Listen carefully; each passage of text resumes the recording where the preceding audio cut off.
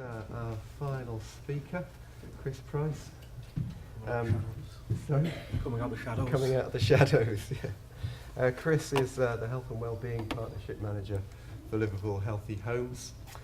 He's been involved with Liverpool City Council, working for them for about 9 years now, on a variety of projects, obviously including healthy homes, but also healthy homes on prescription and a decade of health and well-being. So he's going to talk to us about the Healthy Homes project, and hopefully we can get an idea of how issues like cold stress, heat stress, carbon monoxide and other problems that we find in housing, how are they actually tackled in a practical way. Okay, well, thank you. Okay, thanks for taking the time. Just a quick bit of background on Healthy Homes and how it came about. It started in 2009. It was commissioned by Liverpool Primary Care Trust, and that commissioning's been ongoing since then. It's now being commissioned by Public Health. So as the PCT went and Public Health Department went into Liverpool City Council, this is one of the projects they chose to continue commissioning.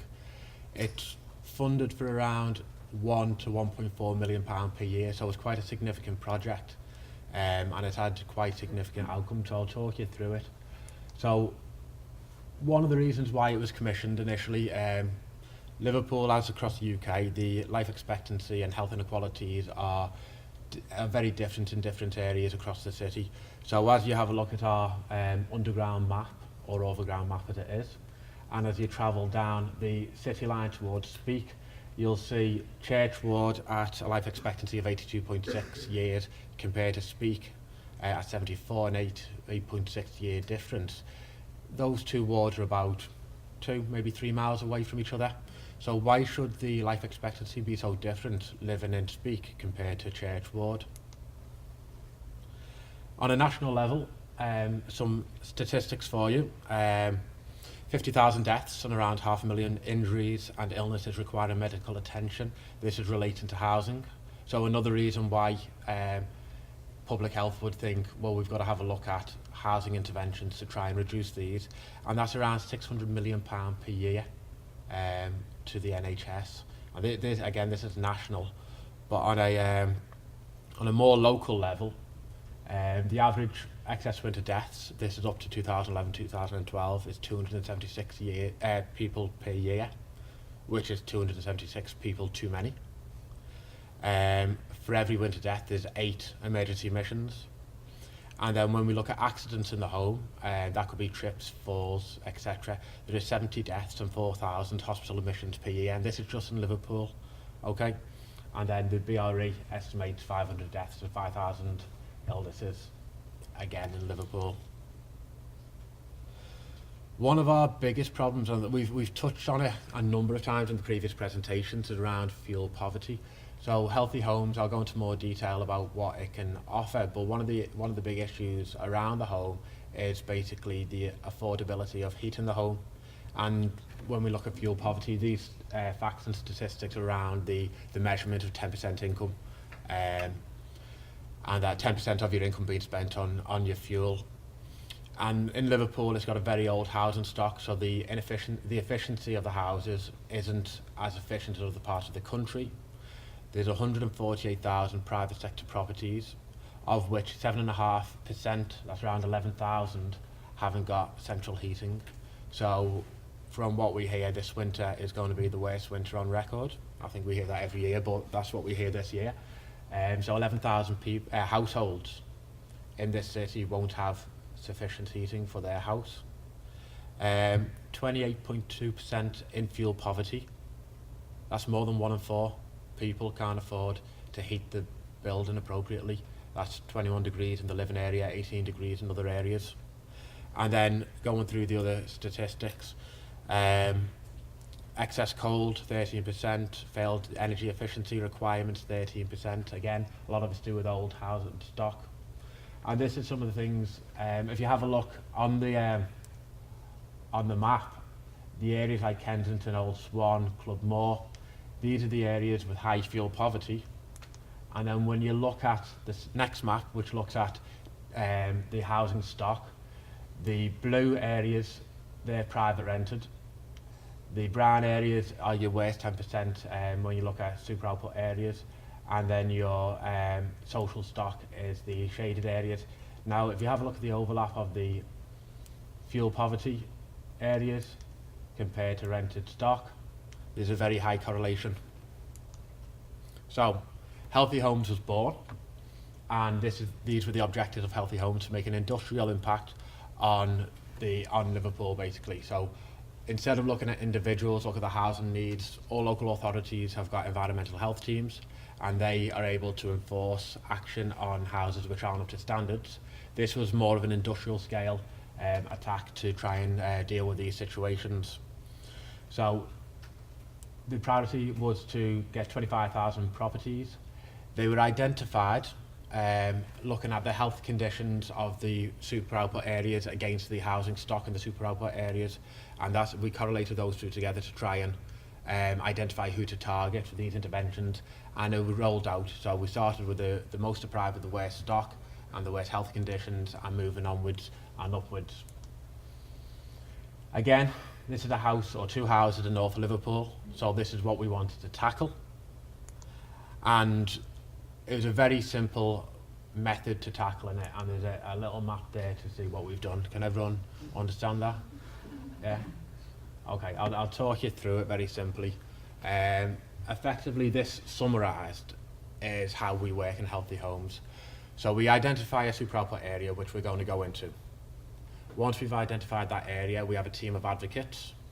The advocates will go into the super output area, and they'll deliver letters to all of the properties within that area. So it's normally around 500 to 600 properties. The letter will say, Healthy Homes are going to come and visit you. Open your door, please. So the advocate will then, a week later, go down to the property, knock on the property, and if they gain access, they will fill in a survey with the tenant of the property or the homeowner. There's no discrimination whether it's a rented property, a social landlord, or a homeowner. We will speak to everyone, but the level of support may be different depending on the tenure of the house. In the survey, they look at two aspects. They look at the condition of the house, and they look at the lifestyle of the people living within the house. And they do a survey to try and find out, can we support your housing needs? So on the house side of things, is your boiler being serviced by your landlord if you're in rented accommodation? Do you have damp and mould? Is the energy efficiency of your property up to standards? On the other side of the house, when you're looking at the lifestyle, we look at people's income, and if their income isn't enough and they were suitable for more benefits, we'll refer them to a benefit maximisation team within the City Council. If they are smokers, we will refer them to maybe fag ends and help them become non-smokers. If they want to look at diet and exercise, to PSS health trainers. So there's two different elements we go through. If we don't get access to the house, what we do is we go back to the offer. We leave a letter in the door to say Healthy Homes have been, and if they can contact us to get in touch, and we'll go out again and fill in a survey. Or we've got a vehicle which we park in the area for the time we're there, and then they can go to the vehicle. It's like a trailer van, so they can go to the vehicle and speak to one of our advocates within the vehicle. So that's an idea of what we did initially. What we found when we've done these surveys, okay, excess cold is our biggest hazard in the home. So when we're looking at the actual house and we're looking at the environmental health side of things, excess cold is one of our biggest issues, or the biggest issue. Then you're looking at fire, damp and mould, falls down the stairs, so, and etc. So you can read those. There are all the different things which the environmental health officers come across. If it's a rented accommodation, what can happen is the environmental health officer can speak to the landlord and request them to make repairs accordingly to the house. If they refuse, then we'll serve them notice, and eventually, if needed, take the landlord to court to get the repairs carried out. Now, sometimes the repairs need to be done a lot quicker than this, so the City Council can do the repairs in default and then take the landlord to court to reclaim the money from the landlord. I've got to be honest, it doesn't very often get to that end product where we're taking them to the court, but they are the powers that the council have, and because the council have got those powers, the landlords generally know that it's not worth going down that route. So some of the facts and figures. This is up to July 2013, that's the end of July 2013. We visited 107 different super output areas across the city, knocking on 82,500 properties, and we get about a 1 in 3 answer the door. So 27,000 residents have completed nearly 17,000 surveys. So when I talked earlier about industrial scale, these are the industrial figures we're talking about. When I talk about industrial scale, I'm not taking away the individual needs of the individual people in the properties, so that is something which is taken into consideration as the advocates speak to them. 37,500 residents to 22,250 referrals to partners, so that could be your health traders, fag ends, benefits, max, energy efficiency, etc. And they've carried out 4,500 inspections. That's the environmental health officers going out. The income, £4.5 million. That's basically what the landlords have done on receipt of a visit from an advocate. So when the environmental health officer has gone out and spoken to the landlord and asked them to do repairs, the amount which has cost for the repairs to be done has been £4.5 million. The inbound referrals, okay, the only when we originally set up and we're looking at super output areas, this wasn't the only way we were trying to help people. So we also took inbound referrals from different partners, so that you might have social workers, you might have GPs, you might have health practitioners referring into healthy homes, and then we would send an advocate out to have a look at the property and work with them. Each month, the health promotions team attend 33 different GP practices, and they sit in the waiting room of the practice and talk to the patients within there. The practices are targeted at those practices in high fuel poverty areas. Whilst they'll do the SAP form and look at the housing conditions and the health conditions of the overall property with the patients, the target is those in high fuel poverty, because some medical centres within this city have a fuel poverty of about 45–50% of the patients. So we're talking extremely high figures. There's some figures around fuel poverty and some referrals. So the breakdown of these figures into the fuel poverty and energy efficiency, 1,004 into income maximisation to make sure that the benefits are correct and they're able to afford their energy bills if they can. 1,092 into jobs and career advice, 29 to smoking cessation, and 1,000 for fuel poverty assistance. Now we have a fuel debt officer who will specifically work with those in fuel poverty, and what they'll do is they work across both the energy companies and with the tenant to try and come up with a compromise for how we can support the tenant of the house. We have had debt written off by the energy companies, but there's no point writing off the debt if they're only going to build it up again. So alongside this, we look at the energy efficiencies of the house and work with the energy efficiency team, make sure the insulation's correct, the boiler's correct, etc. We have had one case, which was a landmark case, which went to court, where we requested that the landlord put in a heating system to a property. The landlord complied. They put in a heating system, which was an electrical heating system, not an electrical central heating system, just electrical heaters in rooms, which was too expensive for the tenant to afford to pay the bills. So we ended up back in court with the landlord, requesting them to put a heating system which was affordable into the house. This is something which had never been done before, and this was done last year. So now there's a legislation making sure that heating systems which are put into houses are both affordable and efficient.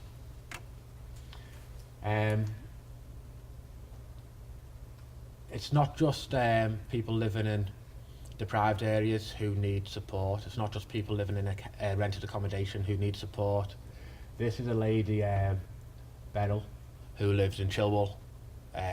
Chilwell, one of the more affluent areas in the city, and there's a referral to us. So one of our environmental health officers went out to visit Beryl, and she was basically living in her living room.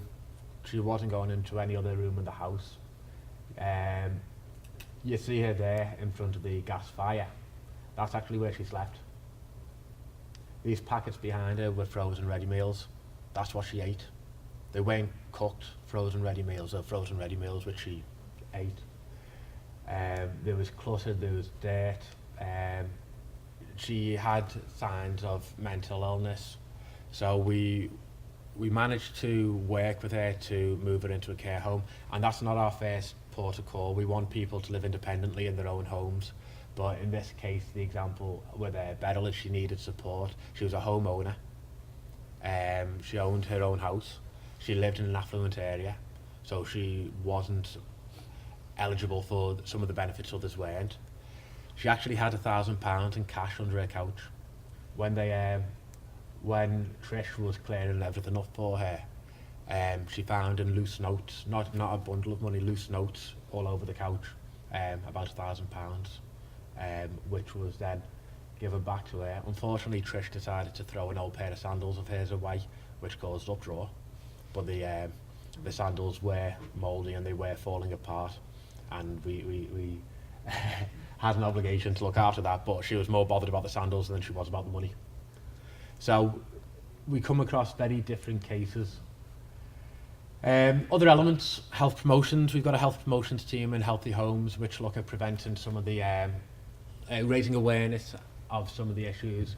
Talked about carbon monoxide before. It's Carbon Monoxide Awareness Week come mid-November, so we'll be doing work about raising awareness, and we're doing work with Afrosia, who we mentioned before, who's the occupational health worker, who's managed to get funding for 25 emergency heaters and 500 carbon monoxide alarms to be given to vulnerable people across Liverpool. So the heaters are being used in the case where an environmental health officer or an advocate or one of our partners will find someone living in a property which has no boiler system during the winter, and there's a need for temporary heating to be put into the property.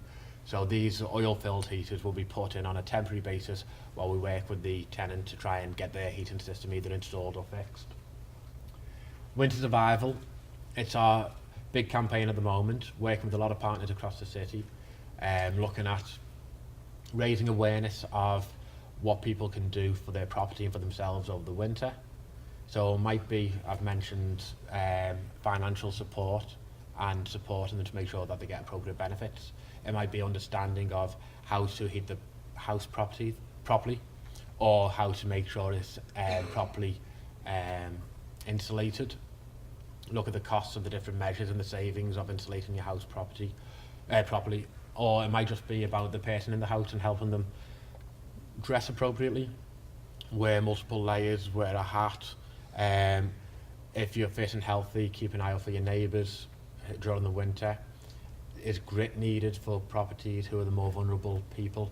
And this was launched last week on Radio Merseyside, but we've got Pete Price from Radio City who's fronting the campaign. Now I think I prefer one of these Strictly stars you were talking about before to be fronting the campaign, but we're with my father's namesake, Pete Price. And just a bit more on the Healthy Homes on prescription. I touched on a little bit before on the inbound referrals and how we take inbound referrals. One of the schemes we're looking at the moment and developing is the GP referral system called Healthy Homes on Prescription. I'll skip the winter survival because I've chatted that. And what happens with this is in the surgeries, 95 GP practices across the city, and Healthy Homes spoke to them and offered support with referring patients into the Healthy Homes service. What we offered was an alert system. So we identified 80 to 90 health conditions which could be caused by substandard housing. The conditions were then matched against patients under the age of 5 over the age of 60, and either one of two things happened. The GP practice had an alert system put on their computer system, so if a patient came in who may have asthma, for instance, they would be prompted to ask them questions about their housing condition to try and find out whether the housing condition may be a cause of the asthma. The other side of things was there was a patient list drawn down, so not every GP surgery wanted this installed. They felt that they had too many patients. So there was a patient list, and that was a moment in time. Those patients on the surgery list with those conditions were identified, and then the GPs or the practice nurses or the admin staff could speak to them as they came in and refer to Healthy Homes if appropriate. Obviously not all the health conditions were because of substandard housing, but it's prompted them to ask those questions. So this is what we told them to expect. The patient will be referred, we'll get in touch with them, an advocate will go out, they'll identify what services are required, relevant partners, as I've mentioned before, will be contacted, or environmental health officer, any work or support would be offered, and then the outcome will be fed back to the clinic. So that's something which we're developing at the moment. It's been going on for about a year, but it's an ongoing process and we're developing it and moving it further forward. Is Healthy Homes value for money? Well, it seems our funders are here. Yes, Healthy Homes is value for money. In fact, more money is greatly appreciated. I might be leaving the team next week, but I'll still plug it for them. These are forecasts, these figures. Okay, so we worked with the BRE, and the forecasts which they gave to us were effectively for the project's 1.07 million, inspection cost 300,000, so that's about 1.4 million pounds. Savings to the NHS were about 440,000 pounds per year. Out of that, excess hazard. Wider social annual savings 1.1 million, that's 11 million pound over 10 years. So this accumulates to 1.1 million in 1 year. Over 10 years is 11 million. Okay, so it's not a moment in time, it's not that 1.1 million for this year, 1.1 million for that year. It is 1.1 million pounds of savings in year 1. That's multiplied going up to year 10.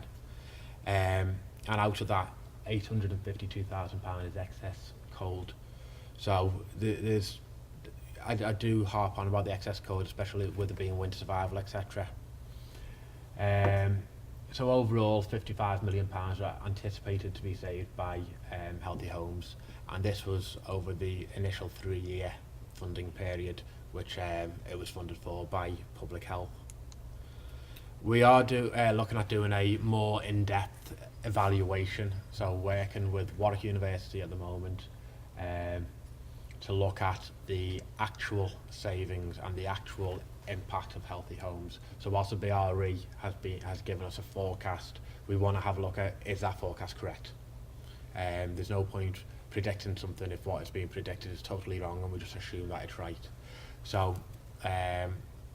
again, you'll see the reduction in excess winter deaths. I can't take full credit for it. If there's no one in the room who's going to contradict me, I will do, but I shouldn't.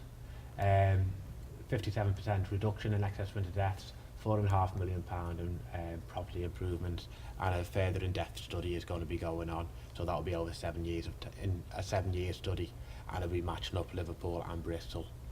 Okay, so that's me. Thank you very much.